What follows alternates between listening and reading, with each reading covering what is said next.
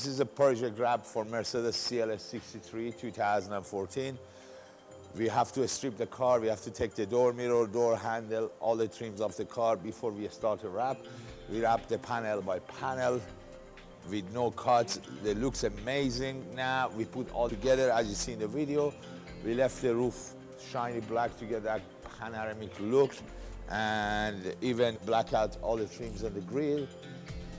Envelope, every single envelope on the car is being painted shiny black, and they give you that contrast and the car looks amazing.